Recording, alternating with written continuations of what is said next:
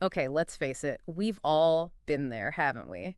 That feeling when you're staring at your phone just before a big work call, you know that feeling, right? The Oh, dread. oh yeah. But Yeah. wouldn't it be awesome if, instead of dreading these calls, we could actually use them to really show how professional we are and build those relationships? Absolutely. Yeah. And that's exactly what we're going to be diving into in this deep dive. Okay. Awesome. Looking forward to it. We're taking a deep dive into episode 5, Phone Call English, which focuses on speaking skills in a professional setting. Sounds good. And we're going to pull out the most practical tips so you can just walk into your next call feeling totally confident and in control. Love it.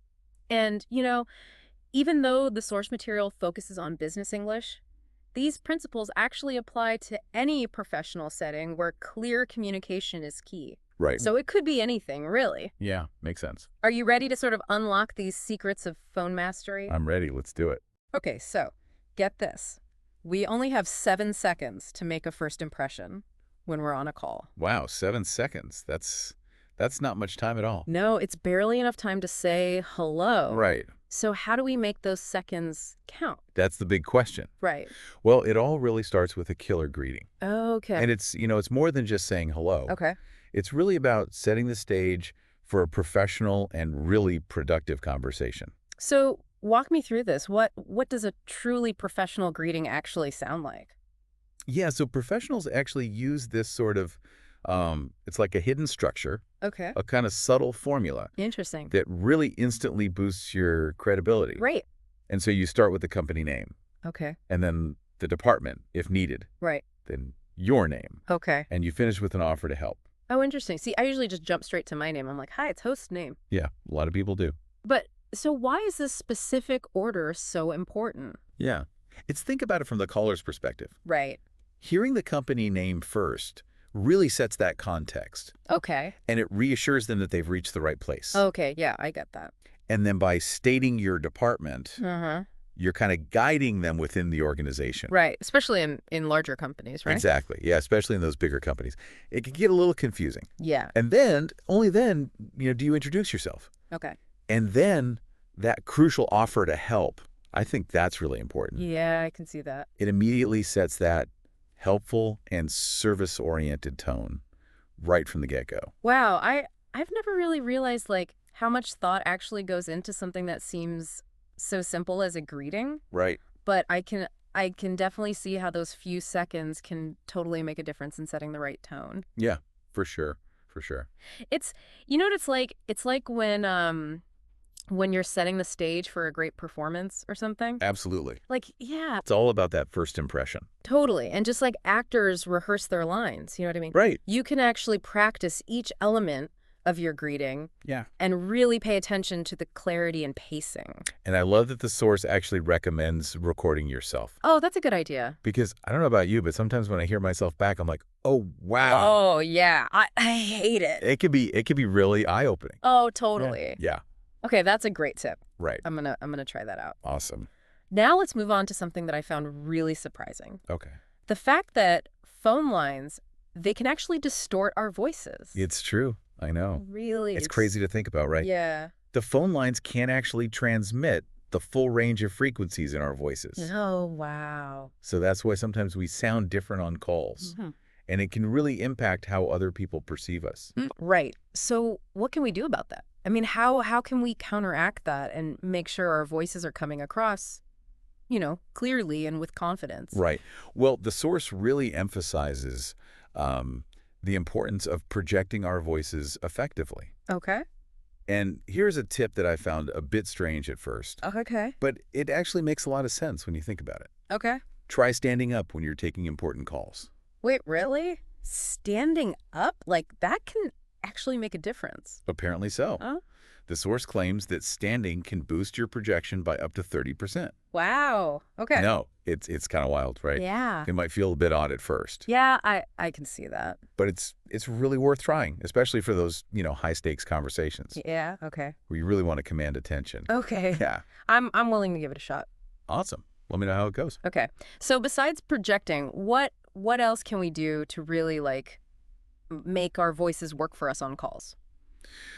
Intonation is key. Okay. It's about Using your voice to Yeah. convey not just the words, but also emotions and those subtle nuances. Okay, yeah, I get that. Let's try it. Let's try a quick exercise. Right. Repeat the phrase, "Thank you for calling," Uh, 5 times, okay. but each time emphasize a different word. Okay, got it.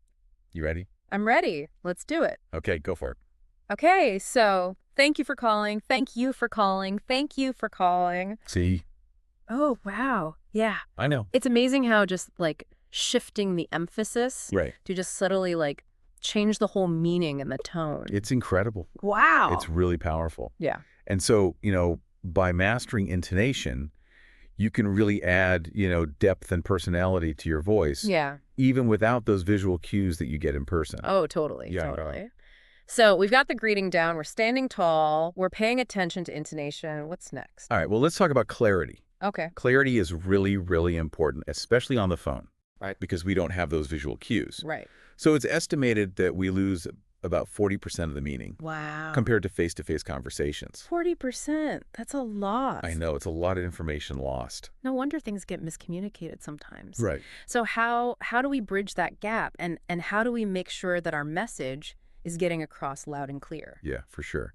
Well, one technique that the source really highlights is something called readback. Okay, read back. Yeah, it's a strategy borrowed from the world of air traffic control. Air traffic control. That sounds pretty intense. I know.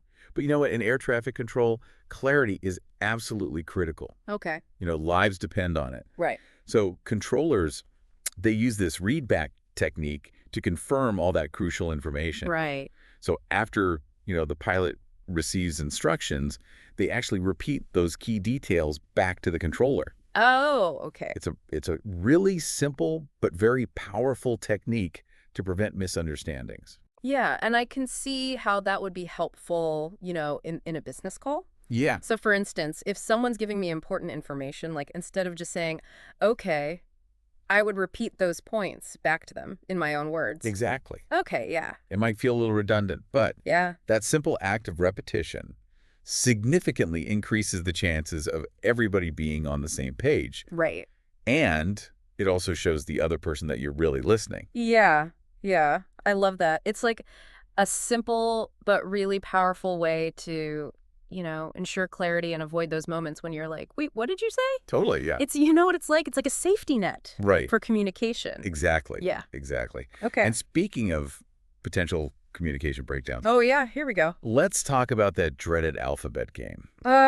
Don't even get me started. I know. It's like a recipe for confusion. Every single time, yeah. It's B as in boy. D as in dog, And like inevitably, someone always mishears something. of course. And then we're both spelling out like random words, trying to figure out what the other person is even saying. It's like painful. I know it's the worst. But you know what? Yeah. The source suggests a solution that I think is brilliant. Okay. And it's both clear and professional, Okay. What is it? using the NATO phonetic alphabet. Oh, okay. But here's where it gets even better. Okay. Instead of using those potentially unfamiliar, military terms like Sierra or Tango, Right. Right. they recommend substituting those Mhm. with business-friendly alternatives. Oh, that's a great idea. Right. So instead of S as in Sierra, you could say S as in software. Exactly. That's brilliant. I know, right? It's still clear and concise, Yeah, but it just feels so much more relevant. totally. You know what I mean? It's like Yeah. you've actually put thought into it. Exactly. Okay, I'm sold. I'm ditching B as in boy, and I'm embracing B as in business from now on. I love it. Now, let's shift gears to something that can be a real headache on calls. Okay. Handling number. Oh, yeah. Numbers can be a bit tricky. Oh, yes. Long strings of numbers are like my nemesis. I hear. I'm always scrambling for a pen and paper. Yeah. And then inevitably, I miss a digit or two. Of course. It's embarrassing, and it just breaks the flow of the conversation. Totally. Right. Well, you know what? The source actually offers a fantastic technique for this. Okay. And I learned this from, believe it or not, a Wall Street trader. Oh, wow. They deal with numbers all day long. Yeah. So they definitely know a thing or two about handling them efficiently. I'm intrigued. Okay, what's the Wall Street secret to number mastery? Okay, so it's all about creating rhythm patterns within the number sequence. Okay. So instead of just rattling off this long string of digits, Right. you break it down into smaller, more memorable chunks. Okay. So for example, instead of saying a phone number like 555-123-4567, you could say 555-123-4567. Oh, that's so much easier to process. Right. It's like turning those numbers into like a little code. Totally, yeah. It's easier to remember. Yeah, and it sounds way more professional than just, spitting out a bunch of numbers. Right. Right. And the best part, Yeah. according to the source, using this technique can reduce error rates by, get this, 60%. 60%. That's huge. That is amazing. It's a win-win. Yeah. Less room for mistakes and a more confident delivery. I'm definitely trying this on my next call. Awesome. I think you'll love it. What about those long international numbers with country codes? Yeah, those can be tricky. Those are especially tricky. Yeah, for sure. Yeah. Here's a simple but really effective tip. Okay. When you're giving an international number, Uh-huh. always announce that country code first, Okay. followed by a pause. Okay. So, for example, you would say, this is a UK number, country code 44. Okay. Yeah. And that pause just gives the other person a moment to mentally prepare. Oh, that's a great tip. It's such a small tweak, but it just makes a big difference. It really does. Right. Yeah. It's all about like being considerate, really. Exactly. It's just that extra bit of consideration that can go a long way. Totally. Now, what about when someone is giving me a number and I'm like frantically searching for a pen? Oh, yeah. We've all been there. Is it okay to like interrupt them? Interrupting can be a bit disruptive, Yeah. especially if they're in the middle of giving you important information. Right. So the source suggests a more professional approach. Okay. They call it the pencil-ready technique. Okay. So instead of interrupting, Yeah. you simply say something like, would you mind holding on for just a moment while I grab a pen? Okay. It's a polite way to just signal that you're taking their information seriously. Right. I love that. It's so much better than like frantically saying, hold on, hold on. I know, right? It's like so much more respectful. Exactly, Yeah. exactly. It's Yeah. all about those little touches Yeah, that really elevate your professionalism. totally. Okay, now let's move on to another aspect of phone etiquette that can be like a source of awkwardness. Okay, what's that? Putting someone on hold. Oh, the dreaded hold. Yes. Yeah, I've definitely been on the receiving end of some abrupt and awkward holds. Wow, total. And it never feels good. It's like, what's going on? Right. Yeah. So how do we master the art of putting someone on hold gracefully and professionally? The golden rule is always ask permission Okay. before you put someone on hold. Right. But it's not just about asking, it's about how you ask. Okay.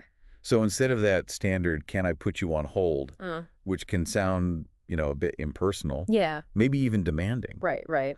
try framing it as a service to the caller. Okay. So how would you phrase that? You could say something like, would you mind holding briefly while I access that information for you? Oh, yeah, that sounds much better. Right. It's more respectful. It's like you're saying, I'm doing this for you, Right. not just for my own convenience. Exactly. Sorry. It's all about putting their needs first, Yeah, even in those seemingly small moments. totally. And it really does make a difference. It's amazing how just a slight change in wording can transform the tone of a call. Oh, absolutely. Right.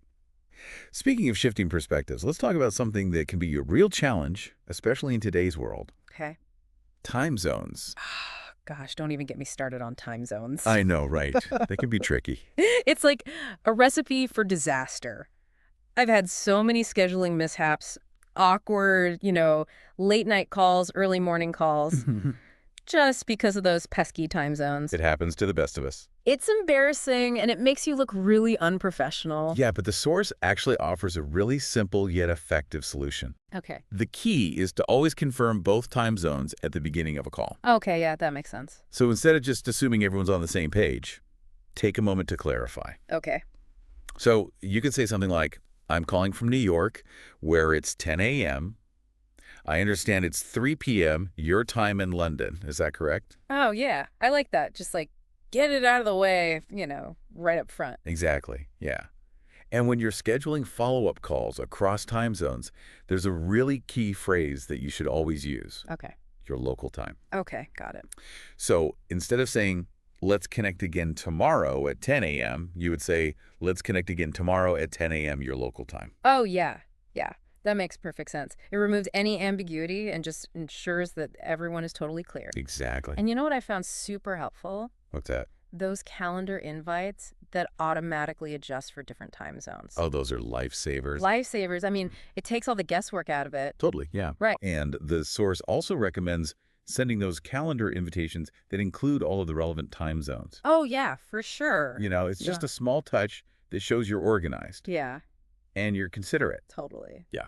Okay, let's move on to another beast that can be a bit daunting. Conference calls. Ah, yes, conference calls. I know, right? They can be a bit tricky. They have the potential to be super productive. Absolutely, yeah. But they can also really easily devolve into chaos if they're not managed well. Right. It can be a bit of a free-for-all. Yeah. It's true. So, any tips for navigating these calls gracefully? The source has got you covered. Okay. First of all, there's what they call the entry protocol. Entry protocol. Okay. Yeah, so when you join a call with multiple participants, always announce yourself clearly. Oh, okay. So instead of just lurking silently in the virtual room, I should actually say something like, "Hi, everyone. This is host name from department joining the call." Exactly. Yes, exactly. That's perfect. It lets everyone know you're present and avoids those awkward who just joined moments. Oh, yeah, for sure. Right. And the source also recommends using what they call a presence confirmation during roll calls. Okay. A simple, yes, I'm here, or present will do. Okay, so just make sure your presence is known. Exactly. It just helps with that flow, Totally. Okay, so we've covered joining the call. Uh-huh. What about actually participating in the conversation? Yeah, good question. Sometimes it feels like a free-for-all, Yeah. with people talking over each other. Yeah. And it's hard to know when it's appropriate to jump in. It can be tricky, Mm-hmm. but the source has a technique for that too. Okay. They call it the bridge and buffer method. Oh, bridge and buffer. I like the sound of that. It's very visual, right? Yeah. And it's a really subtle but effective way to ensure that smooth conversation flow and just avoid those awkward interruptions. Okay, tell me more. All right, so before speaking, you bridge by referencing the previous speaker's point. Okay, so for example, you could say, building on what Sarah just said. Okay. And then you buffer by pausing briefly, Okay. just to make sure that you're not cutting anyone off. Oh, that's so smart. Right. It shows that you're actively listening and engaging with the conversation. Exactly, yeah. It's like a little signal of respect, Exactly. And speaking of leaving a lasting impression, let's talk about how to close call effectively. Oh, yeah, I like that. Right. Just like that greeting sets the tone for the whole conversation, that closing leaves a final impression. You're right. I've been on calls where the ending just felt really abrupt or awkward, I feel that. and you're just left okay, well, that was weird. Exactly, yeah. Yeah. So how do you wrap things up on a professional note? Right. Well, the source recommends using what they call the triple R format for call closings. Triple R. All right, I'm intrigued. Break it down for me. Okay, so the 3 R's stand for recap, responsibility, and relationship. Okay, got it. So the recap is where you briefly summarize the key points of the conversation just to make sure everyone's on the same page. Yeah. Responsibility clarifies those next steps. Mhm. Who's responsible for what? And it eliminates any ambiguity. Yeah. And then relationship is all about ending on that positive note and reinforcing the connection. So it's bringing it all together. Exactly, yeah. Yeah. Tying it all up in a nice little bow. Oh, I like that. Yeah. So, for example, I could say something like, okay, just to recap our discussion, I'll send the revised proposal by Friday. You can take a look at it over the weekend, and then we can connect again on Monday at 10 a.m., your local time, to discuss your feedback.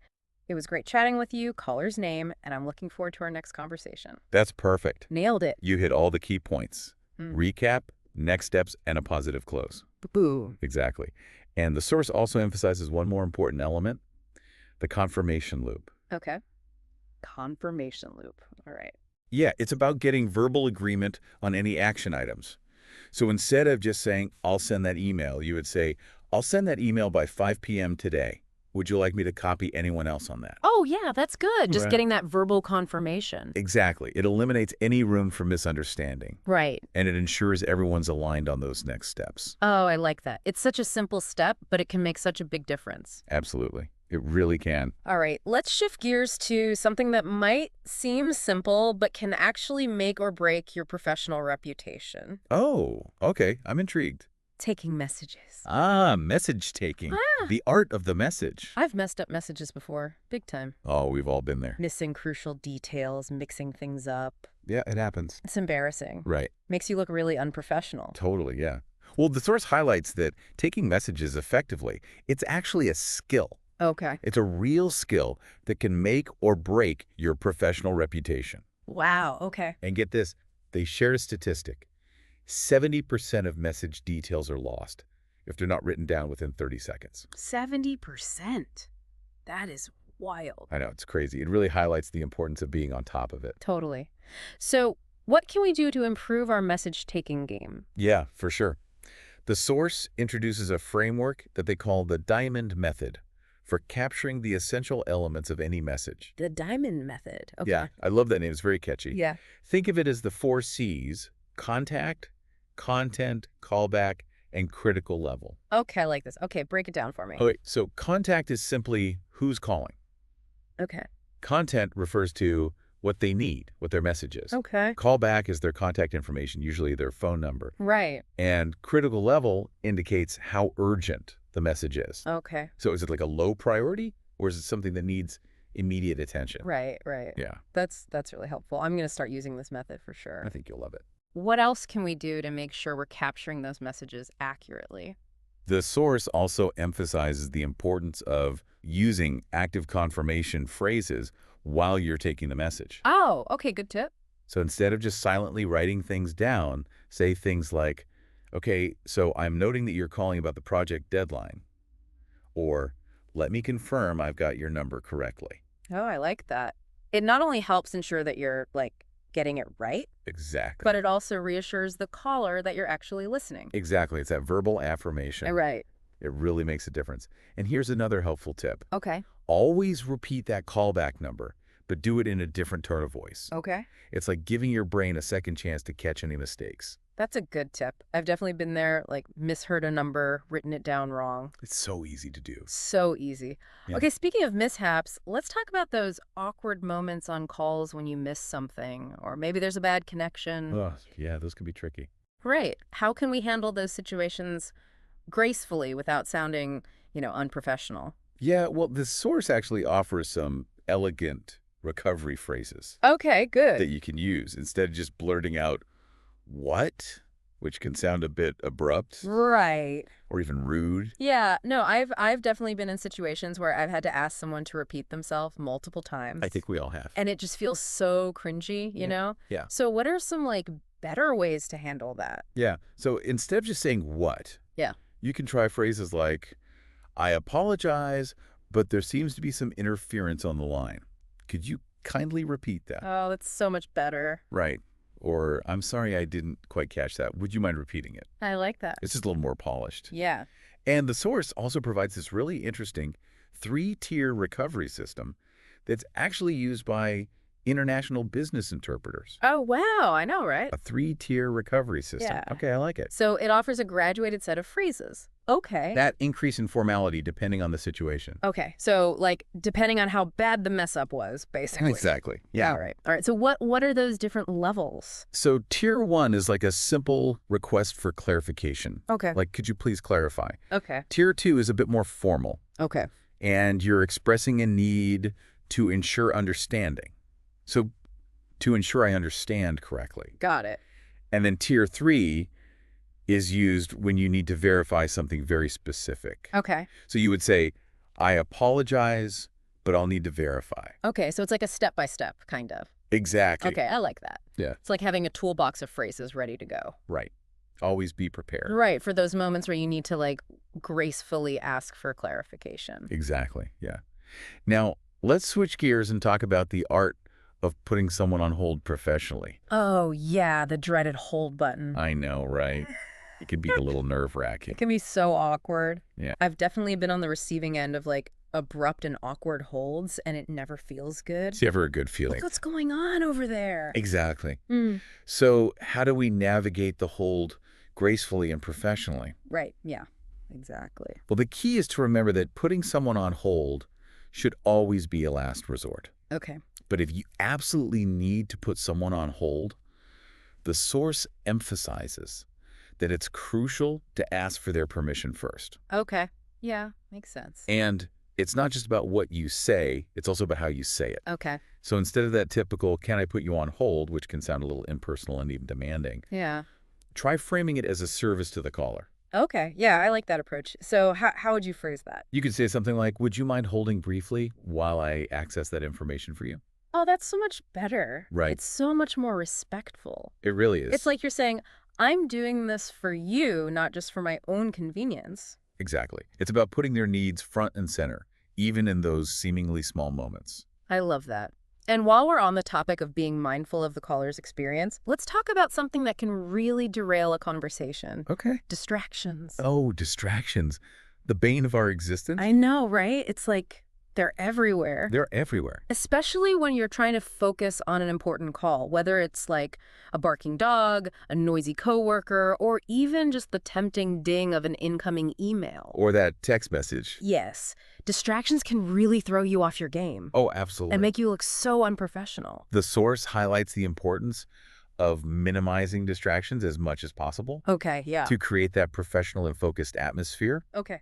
for your phone calls. So what are some practical tips? Well, first and foremost, try to find a quiet and private space where you can take your calls without interruptions. Okay, yeah. Find your quiet place. Exactly. Yeah.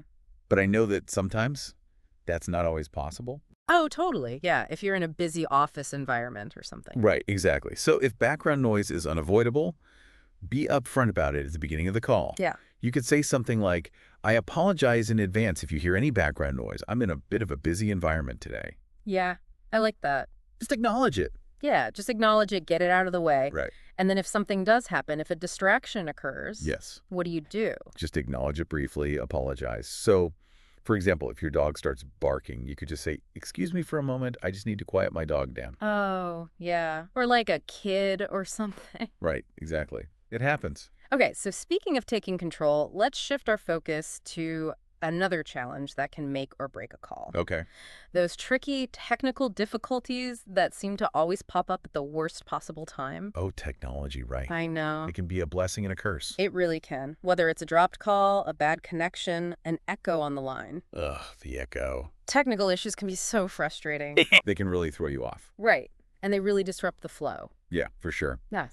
Well, the source emphasizes that being prepared to handle technical difficulties gracefully and professionally is essential. Okay, yeah. Be prepared. So, what are some strategies for dealing with those tech gremlins? Okay, so first and foremost, if you experience a dropped call, be the one to call back. Okay, yeah. It shows that you're taking initiative. Right. You value the other person's time. Yeah, I've been in those awkward situations where we're both trying to call back at the same time. Oh, it's the worst. Yeah. It gets messy. Just get all messy. Yeah, yeah. And if you're experiencing a bad connection or an echo on the line, don't be afraid to politely address the issue. Okay. You could say something like, I'm sorry, but the connection seems to be a bit unstable. Would you mind repeating that? Okay. Or I'm hearing an echo on the line. Is there anything you can do on your end to adjust the audio? Oh, yeah, yeah. Good tips. Just, acknowledge it. Yeah. See if you can fix it. It's so much better than just struggling to hear Exactly. or pretending that everything is fine when it's clearly not. Exactly. And, the source really emphasizes that it's all about being proactive and addressing the issue head on, but doing so in a professional and courteous manner. Right. Always. And speaking of professionalism, let's talk about another aspect of phone etiquette that's so crucial for making a good impression. Okay. Mastering the art of the warm transfer. Yes. Warm transfers. They can be a little bit of a dance sometimes. I know, especially when you're juggling multiple calls. Right. And trying to ensure that smooth transition. Yeah, exactly. So warm transfers are all about making that caller feel valued Okay. and ensuring a seamless transition from one person to the next. The source highlights the importance of explaining to the caller why they're being transferred Okay. and giving them a brief overview of who they'll be speaking to. So instead of just abruptly transferring them to another line, Right, I exactly. should actually take a moment to set the stage. Exactly, yeah. So you could say something like, okay, I'm going to connect you with Sarah, who's our expert on project management. She'll be able to answer your questions in more detail. Oh, yeah, I like that. It gives them context. Right, exactly. Makes them feel more comfortable. And then, do you stay on the line for a moment? Yes, absolutely. Once you've connected them with the other person, stay on the line for a moment to introduce the caller and briefly explain the situation. Okay. This ensures that smooth handover, Right. Yeah. and it avoids any awkward silences or confusion. Oh, that's great advice. It's all about those small touches that really make a difference. It really is. Those little things can go a long way. They really can. Speaking of leaving a positive impression, let's shift gears and talk about the final stage of a phone call. Crafting a memorable and impactful closing. Ooh, the close. I know, right? It's so important. It is. It's your last chance to make a good impression. Right. And just ensure everyone's clear on those next steps. Totally. And sometimes it can feel awkward, Like, how do you end it I know. without it being weird? Right. Well, the source highlights the importance of ending calls on a positive note, Okay. reinforcing that connection you've built. Yeah. They recommend using a technique that they call the triple R closing. Oh, with a triple R. I remember that from earlier. Yes. Recap, responsibility, and relationship. Right. Okay. So just a quick recap. Yeah. The recap is where you briefly summarize those key points. Right. Responsibility is clarifying those next steps and who's responsible. Okay. And then relationship is ending on that positive note and reinforcing the connection. Okay. I'm ready. Hit me with an example. All right. So for example, you can say something like, all right, just to recap our conversation, I'll send you the revised proposal by Friday. You can take a look at it over the weekend.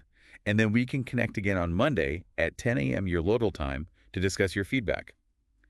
It was great chatting with you, caller's name, and I'm looking forward to our next conversation. Oh, perfect. Concise, professional, memorable. Exactly, right. Love it. As we've been diving into all these tips and techniques, I've realized that mastering phone communication, it's about so much more than just the words we say. It's like a mindset. Totally. It's about the approach. Right. It's about approaching each call as an opportunity to connect, build rapport. Yes. It's like an opportunity to really shine. Exactly. Right. Yeah. Instead of dreading these calls, Right. we can actually look forward to them. I love that. That's a great takeaway. Right. Okay, so as we kind of move towards the end of our deep dive here, is there anything else in the source material that we haven't really touched on yet? Any other hidden gems?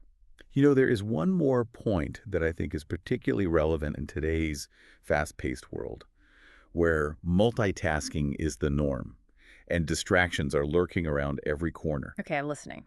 The importance of being fully present during a phone call. Oh, presence. That's such a good point. Right, presence. Yeah. It's so important. It can be so hard to do, though. I know. Right, because you're thinking about a million things at once. Multitasking, emails, text messages. Social media. I know. Everything. But how do we actually cultivate true presence during a call? Well, the source emphasizes that being present during a phone call is all about focusing your attention on the conversation at hand Okay, yeah. and resisting that urge to multitask. Right. Easier said than done. I know. But there are things you can do. Okay.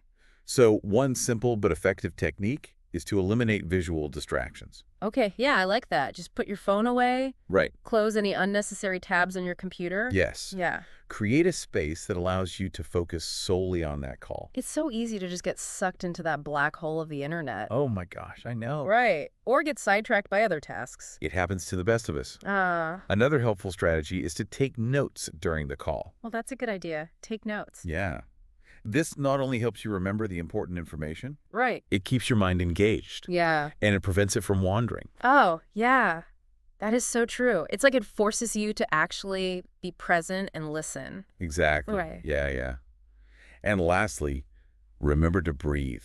Oh, breathe. I know it sounds so simple, Yeah. but taking those deep conscious breaths can help calm your nervous system, reduce stress, Right. Yeah. improve your focus. It's amazing how powerful our breath is. It is. We often take it for granted, Totally. but it's so important. So by incorporating these simple but powerful techniques, we can really transform our phone call. Absolutely. Right. From distracted and draining experiences into focused and productive conversations. Exactly.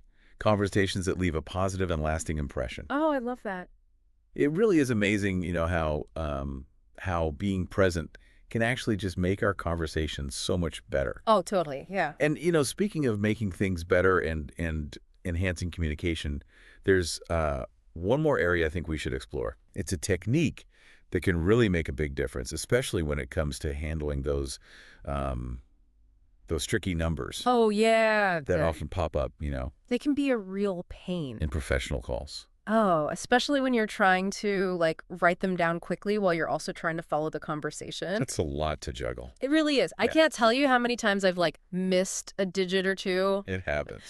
And it's just, like, frustrating for everyone. Yeah, absolutely. Well, the source actually shares a technique for this that I found incredibly helpful. Okay. And it comes from, believe it or not, Wall Street traders. Oh, wow. Wall Street trader. Yeah.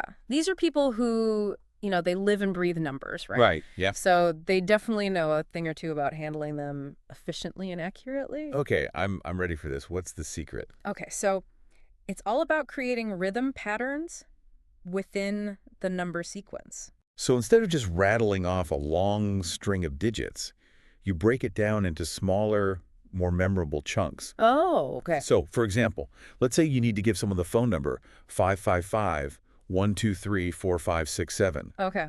Instead of saying it, like that, you could say 555-123-4567. Oh, that's so much easier. Right. It's like you're turning those numbers into a code. Exactly. That's easier to remember. And it sounds way more professional Oh, yeah. than just, spit out a bunch of numbers. Right. And the best part, What's that?